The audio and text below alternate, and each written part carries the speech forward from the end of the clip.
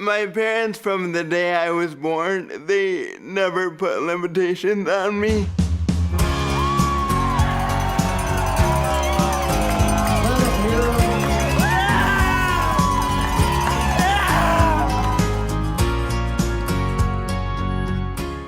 About 12 years ago, I started doing races with another team, and Dad kind of saw how much over time that I really loved it, and so he asked my sister if they wanted to do a race with me, and Team Agar was born ever since then. Yeah, he did a triathlon with a neighbor of ours who was a really good Ironman athlete, and two other guys. Jeff and Annie both decided that, you know, if we train for this triathlon, we'll be able to push and pull Johnny in the next triathlon, which would be that following year.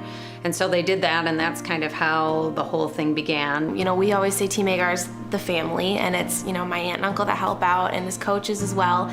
And so we are the support team. We do the transition from the swim to the bike, and then from the bike to the run. And it's, you know, a big part to keep the timing down on that too, and to make sure, you know, they have water and they have food and the nutrition they need to be ready on race day.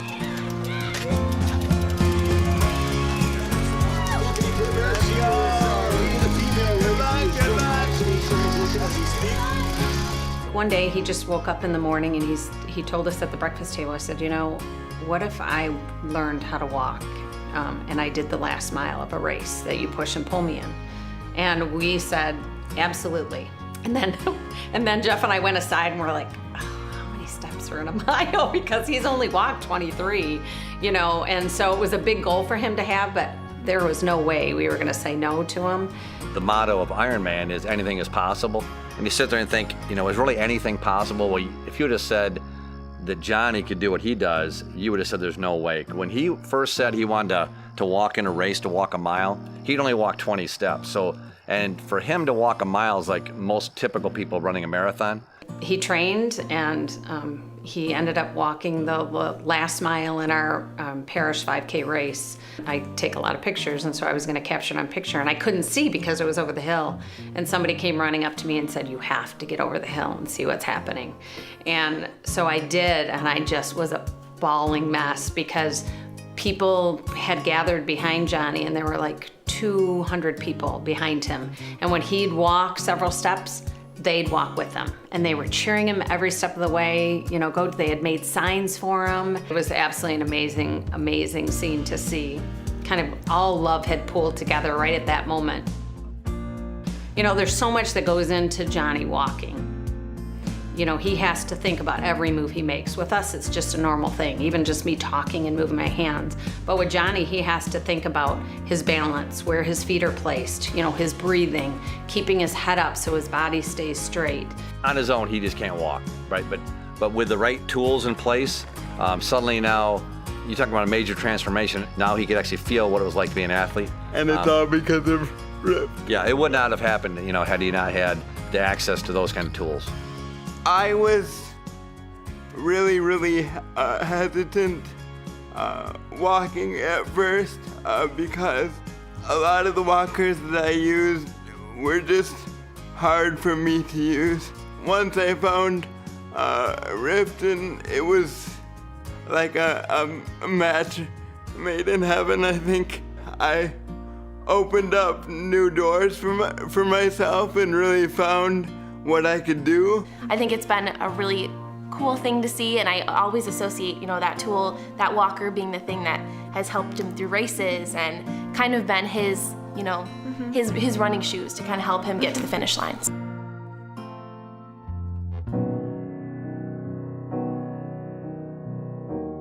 The doctors told my parents that I would probably never be able to walk, talk, or do a lot of things, but there was one piece of advice that the doctors gave my parents that they really held on to, and that was the fact, you know, you could treat him as a person with cerebral palsy, or you could just treat him as your son.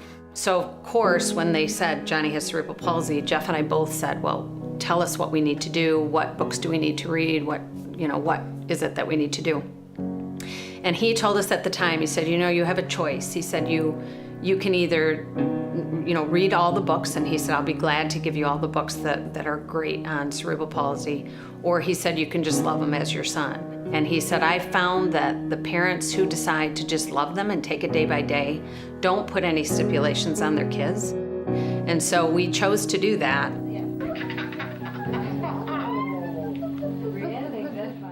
Every activity we did, whether it was ice skating, and if you ever seen a kid who can barely walk on slippery ice, it's probably not all that pretty. They also made me available for certain chores around the house that I could do on my own, which was not my favorite, but it helped me and taught me a lot of lessons. It was difficult because we'd have therapists come in and, you know, and say, well, you're in denial. You know, you have to realize that Johnny has cerebral palsy. And we kind of laughed at that later because we think, gosh, there's no way we could not know that he had cerebral palsy. We see every day his struggle, right?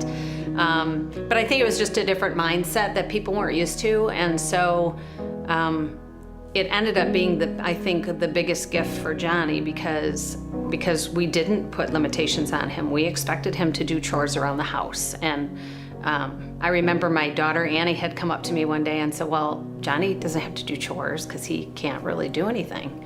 And 5 minutes later, I had the scooter board on the floor, his belly was on it, and he was washing my floor. They just really wanted me to experience everything that other kids experience and really not put limitations on myself. And that's one of the reasons why I wanted to walk with my walker in races. From that standpoint, I think we treated him a lot the same, but he, in return, taught us an awful lot. I mean, we have been very blessed to have him in our lives because he has taught me more than I could ever teach him, ever in a lifetime. And I think he's put priorities in order for us. I think we realize, you know, what's important and what's truly special about living. For Johnny, he's not able to play sports, obviously.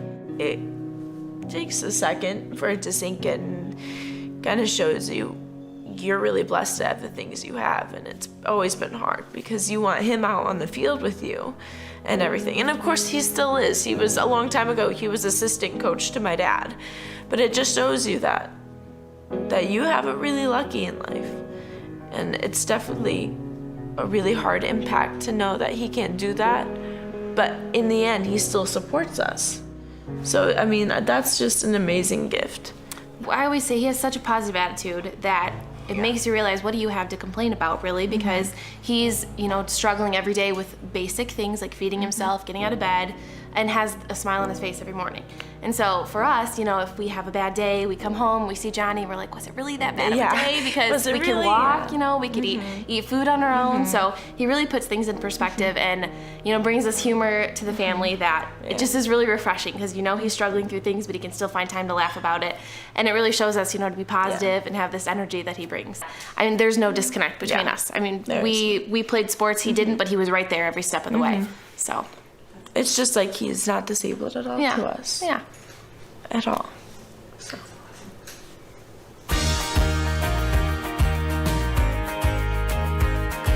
They both have to work quite hard to be able to do the distance races that they do. Jeff will, his typical day, he wakes up at 4 or 5 in the morning, and then he'll do some kind of work. Then he comes home, he gets a quick smoothie, then he goes to work for, you know, 8, 9, 10 hours. And then he'll come home and then he'll do something else. It's pretty much consumes his whole life. And, you know, nutrition-wise, he watches what he eats constantly so that he can have the strength and the endurance to be able to pull and push Johnny through the race. And then with Johnny, Johnny works out. We like to get him walking every other day. And then stretch every day. I used to walk with him, but it's really hard for me because I'm a mom. I just don't like to see him struggle all that much. And so when he starts panting or something, I'll say, okay, Ray, stop, which is not conducive to training. Johnny's aunt and uncle stepped in and they walk with him. Aunt Janet is actually my occupational therapist, so she works a lot on my training with my walking and certain things. So we train some together, but because of the amount of time it takes to do it, then we spend a lot of time training alone. So I swim in the pool a lot, and then biking a lot. I'll carry weights around. It's not always the safest to be on the road with him. So I'll put a bunch of water jugs in on the back of the bike. We call it Water Jug Johnny. Water Jug Johnny, yeah. The Johnny's has a little bit better personality than the water jugs, but sometimes you want it quiet, so the water jugs are nice. But thing is, when I talk too much during the race, and Dad tells me to stop talking. Yeah, so I just gotta say, Johnny, I need a break for a while. I gotta get in the zone here a little bit, and so think your own thoughts for a little while. Because Johnny is really vocal, and he encourages people, which they love. How are you? Good, how are you? Good. Rocking and rolling. You know, he really does a great job of encouraging people, and that's part of his, you know, what he's doing for our team is being encouraging and creating some energy and getting other people excited. Because when he says something to somebody, they'll talk back and have a discussion with us about things. So it really helps to get you through, 8 hours of biking. Because the toughest thing is to do the training. Once you're in the middle of the race, it's something where you're just kind of doing it. But to get up at 4 o'clock in the morning and hit the pool, or after a long day's work, get on the a run course and do a long run, or on the weekends do a long run, you have to have a reason. It's very hard just to be self-motivated and have, just for yourself, to selfishly do it. When you have someone else to do it for, that's a big motivator. So we've run into so many people that have done way more than ever could have done on their own because they were inspired by John. How many of these have you done? Oh, congratulations. Awesome, congratulations to you. It's amazing how many people we've heard from that never would have done a race before. We just ran into somebody 2 weeks ago who said, I'm only doing this race because I saw you walking in a video. And so now I'm thinking I can do a race like this if you can walk when you're not even able to, right? So it's those kind of amazing things happen all the time. So. You're my inspiration. Thank you. Oh, thank you. I have many friends that can't speak as well, and so with me giving my voice to people that can't necessarily express themselves, that's really why I walk with my walker, and just to tell people, that you can do a lot of things that if people tell you you can't. People say that things are impossible, but as long as you put the hard work, anything is possible for you. So I don't sell myself short or sell other people short. I think, we're all capable of doing what we dream of.